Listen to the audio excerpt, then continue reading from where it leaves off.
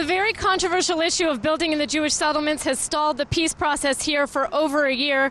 The Palestinians have demanded a complete building freeze in the West Bank and East Jerusalem, but Israel has refused to do this.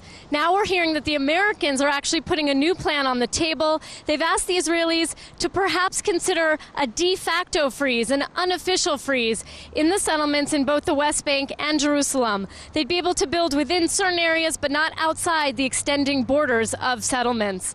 Now, Israelis and Palestinians have not responded to this offer. We don't know if they'll accept it, but we wanted to talk to Israelis and see what they think about settlements, if they believe they're really necessary, if there should be a freeze for talks to continue.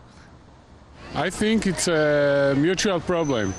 I think that if serious steps are taken by the other side, by the Palestinian, we should stop building settlements and even evacuate small isolated settlements.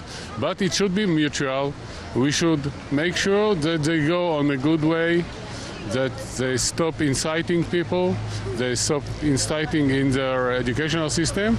As far as I understand, putting a freeze on the buildings for the Israelis in the West Bank or in Jerusalem proper or anywhere in the land of Israel, in my opinion, it's a wrong compromise, because if you look on the Palestinian side, there are no prohibitions for them. They can build as much as they want. I've been through the West Bank with groups from all over the world, and they're all shocked to see what nice villas these people have, and nobody's saying yay or nay. That, you know, some of them are legal, some are not.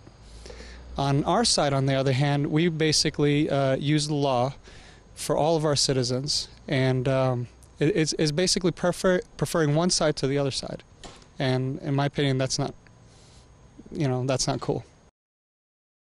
To continue building there is, I think it is very bad, because it's just a provocation.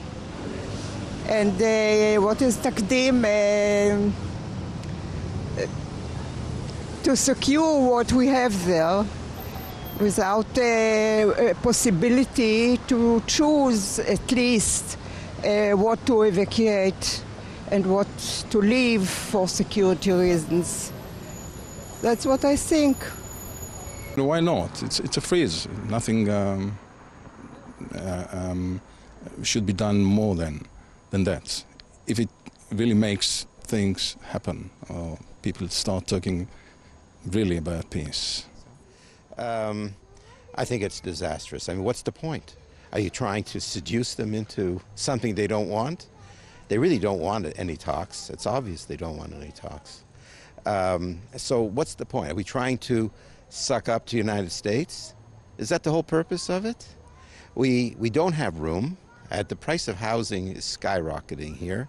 Young people, that's part of the problem with the whole social justice thing, is partly because of that thing, that temporary freeze that started something on a downward slide. And just to play pretend games is not something that's good for us. It's not good for us. I mean, what do you expect is going to happen if we have a temporary freeze? We've been there, done it, and that's not going to take us anywhere. Okay, I don't find any kind of connection between the peace process and the Jewish settlement in Samaria and Judea. I don't think that the Palestinian government, they want to make any kind of deal with the Israeli, and that is the problem. They want the precondition before they start, and that's impossible in any kind of negotiation between any kind of country. So I don't find that they have any connection, and that the initiative must come from the both sides.